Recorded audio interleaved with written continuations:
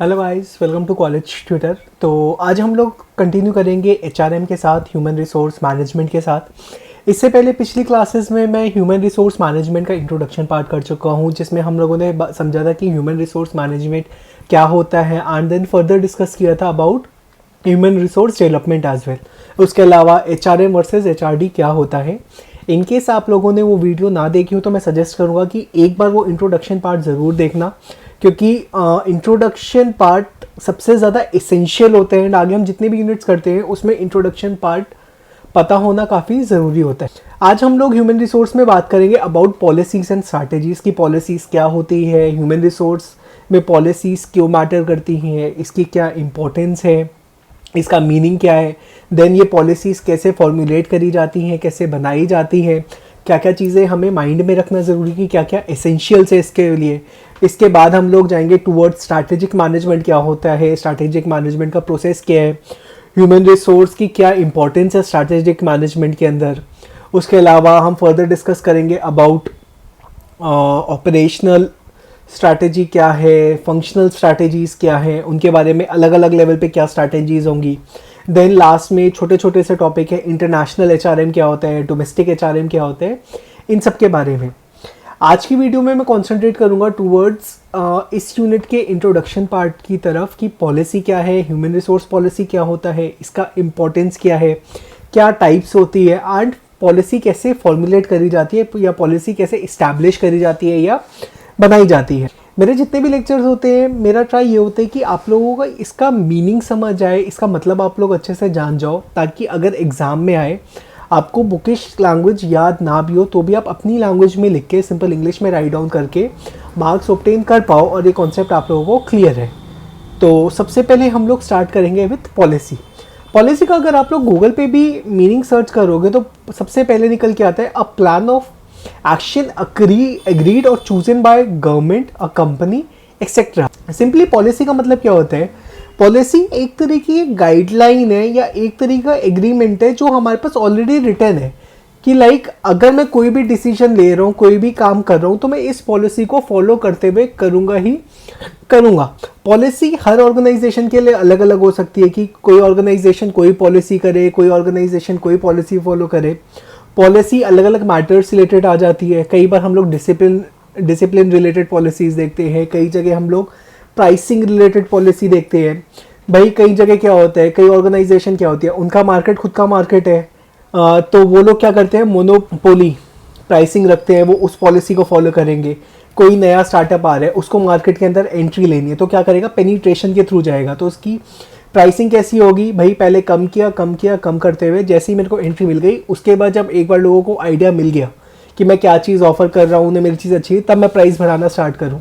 तो policy very करेगी organisation के अकॉर्डिंग कि ऑर्गेनाइजेशन क्या है, ऑर्गेनाइजेशन के अंदर मैनेजमेंट कैसा है, ये सारी चीज़ें। वैसे ही जब मैं ह्यूमन रिसोर्स पॉलिसीज़ की बात करता हूँ तो मैं ह्यूमन रिसोर्स एचआर वाले डिपार्टमेंट की बात कर रहा हूँ कि एक ऑर्गेनाइजेशन अपने एचआर डिपार्टमेंट के लिए क्या पॉलिसीज़ ले आउट कर, मेरा एचआर डिपार्टमेंट क्या पॉलिसीज़ बना रहे हैं मेरी ऑर्गेनाइजेशन के लिए, कि टॉप लेवल के लिए क्या है, मीडियम के लिए क्या है, बॉटम के लिए क्या है। अगर कोई एम्प्लॉय को मैं हायर कर रहा हूँ बाहर, सॉरी एम्प्लॉय नहीं, किसी पर्सन को मैं बाहर से हायर कर रहा हूँ तो मैं क्या पॉलिसीज़ फॉलो करूँगा, भाई इतनी तो मिनिमम उसकी क्वालिफिकेशन होनी चाहिए, ये मेरी पॉलिसी में पहले रिटर्न है। अगर मेरे को सेल्स एग्जीक्यूटिव चाहिए, मिनिमम उसको बीबीए या बीकॉम क्वालिफाई किया हुआ होना चाहिए। तो अगेन ये पॉलिसी हो गई। अब देन आता है, हम लोग समझते हैं कि इंपॉर्टेंस क्या है इन पॉलिसीज़ का, पॉलिसीज़ को इंपॉर्टेंट क्यों बोला गया। देखो, जो भी मेरी पॉलिसीज़ होती है, पॉलिसीज़ को एक तरीके का रूल मान के चलो जो मेरी ऑर्गेनाइजेशन में पहले से लिखे हुए हैं मेरे रेफरेंस के लिए, कि मैं कहीं पे भी अटकूँ, कहीं पे भी कुछ करूँ। मैंने पॉलिसीज़ देखा जिन्होंने मेरे को गाइड किया कि मेरे को क्या डिसीजन लेना है, किस साइड से डिसीजन लेना है।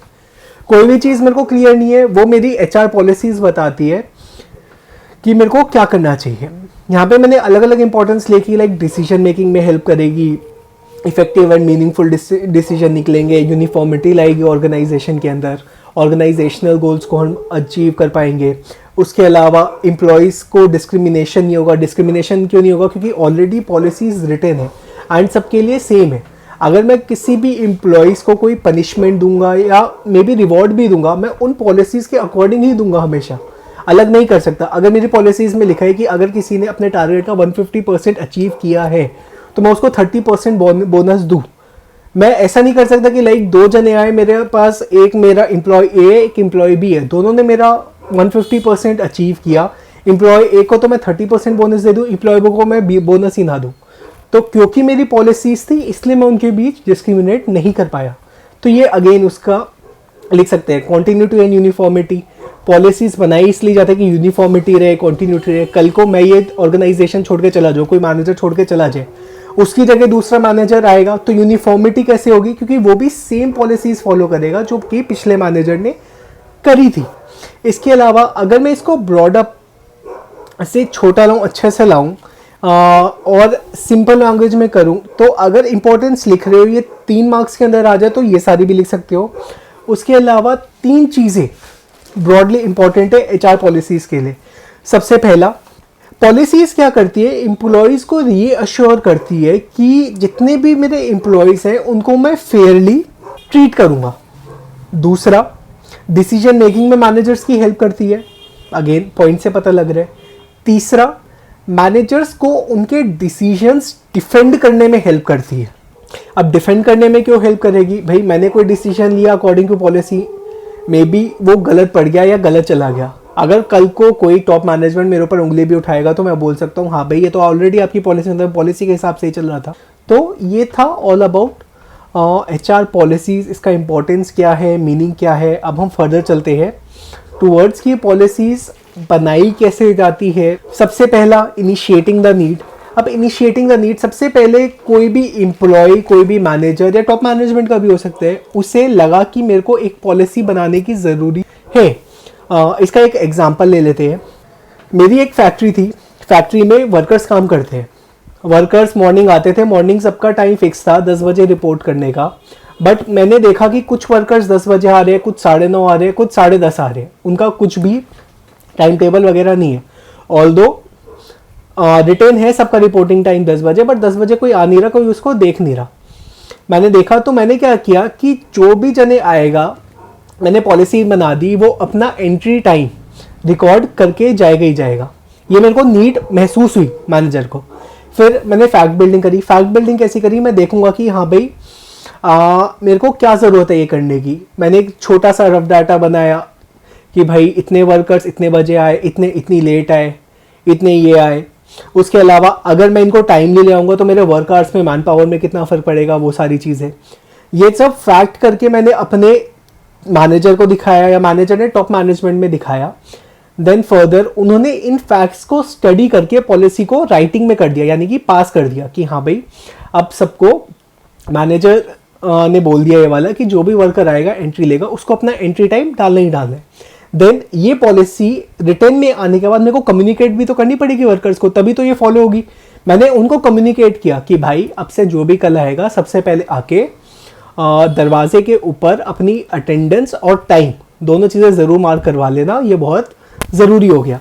देन मैं इसको इवैल्यूएट करूँगा। अब इवैल्यूएट कैसे किया, मैंने रिजल्ट्स देखे। इवैल्यूएट मैं 2-3 चीज़ों का करूँगा। सबसे पहला, वर्कर्स ये पॉलिसी फॉलो कर रहे या नहीं कर रहे। अगर कर रहे तो बहुत अच्छी बात है, नहीं कर रहे तो क्यों नहीं कर रहे, वो चीज़ देखूंगा। देन मैं देखा कि अगर वर्कर्स फॉलो कर रहे हैं, मेरे रिजल्ट्स में कुछ फ़र्क आया या नहीं आया।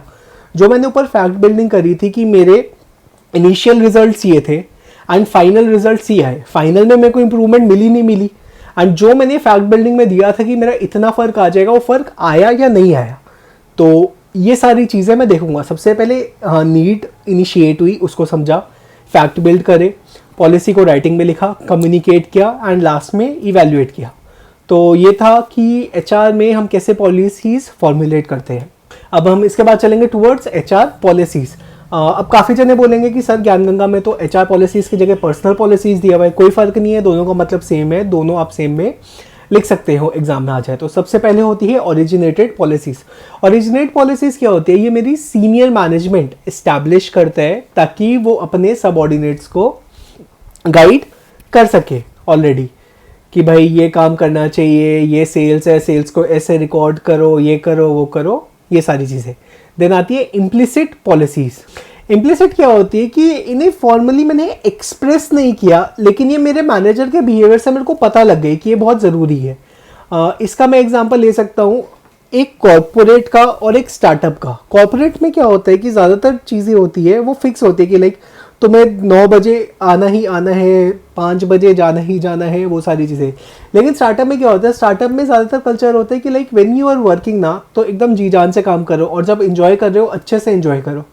स्टार्टअप में ऑल दो टाइमिंग्स में भी पॉलिसीज में दियो कि नहीं तुम्हें सुबह 9 बजे आना है, 10 बजे आना है, बट जब भी हम अपने सीनियर्स को देखते हैं ना, सीईओ वगैरह को, जैसे कि जब मैं छोटी टीम में काम कर रहा हूँ तो काफ़ी बार होता है कि वो मे भी लेट आ रहे हो एंड लेट तक काम कर रहे हो। उनका मेन मोटिवेशन क्या होता है कि मेरे को काम कंप्लीट करना है, अपने गोल को अचीव करना है irrespective off timings.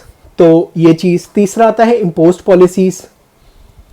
External agencies से जो भी पॉलिसीज मेरे बिजनेस के अंदर इम्पोज है, यानी कि एक्सटर्नल जैसे क्या हो गई, गवर्नमेंट हो गई, ट्रेड यूनियंस हो गई, ट्रेड एसोसिएशन हो गई। इसका एग्जांपल लिखना हो तो we can write about Kerala. Kerala में क्या है, केरला की ट्रेड यूनियन सबसे स्ट्रांग है पूरे इंडिया के अंदर। अगर केरला में एक ट्रेड यूनियन ने बोल दिया कि आप यहाँ बिजनेस नहीं कर सकते without the help of our workers, आप बिल्कुल वहाँ पे बिजनेस नहीं कर पाओगे। वहाँ की ट्रेड यूनियंस इतनी स्ट्रांग है। जैसे कि वहाँ का एग्जांपल लूँ, ट्रांसपोर्ट का होता है। ट्रांसपोर्ट में जो लेबर होती है, लेबर के लिए वहाँ की ट्रेड यूनियंस बोलते हैं कि हमारी लेबर ही काम करेगी, आप बाहर से लेबर लेके नहीं आ सकते। तो अगेन वो पॉलिसी अगर मैं केरला में ऑपरेट कर रहा हूँ, मेरे को वो चीज़ फॉलो करनी पड़ेगी। इसके बाद आती है अपील्ड पॉलिसीज। अपील मेरा ओरिजिनेटेड के उल्टी है। ओरिजिनेटेड क्या था, मेरा सीनियर मैनेजर से नीचे सबऑर्डिनेट्स की साइड आ रही थी। अपील्ड में क्या है, ये ऑलरेडी पॉलिसीज वहाँ पे नहीं थी, बट मेरे लो लेवल वालों को लगा कि ये पॉलिसीज इंपॉर्टेंट है काम करने के लिए, तो वो मैं फॉर्मुलेट करने के लिए बोलूँगा। जैसे कि मैंने आपको एग्जांपल दिया था वर्कर्स वाला, टाइमिंग वाला। इसके बाद स्पेसिफिक पॉलिसी। स्पेसिफिक पॉलिसीज किसी भी स्पेसिफिक चीज़ से रिलेटेड होती है, वो मेरी होती है स्पेसिफिक पॉलिसीज। तो ये था अबाउट ह्यूमन रिसोर्स पॉलिसीज। आज की क्लास में हम लोगों ने समझा कि पॉलिसी क्या होता है, पॉलिसी फॉर्मुलेट कैसे होती है, पॉलिसी का इंपॉर्टेंस क्या है, एंड फर्दर पॉलिसी के टाइप्स क्या है। नेक्स्ट क्लास में हम लोग बात करेंगे about strategic management process, HR का रोल, ये सारी चीज़ें।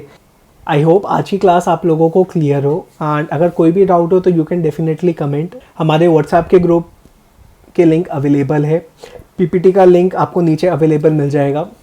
उसके अलावा कोई भी डाउट हो feel free to contact us. And इसके अलावा यार सब्सक्राइब भी ना किया हो तो please do subscribe and please do share.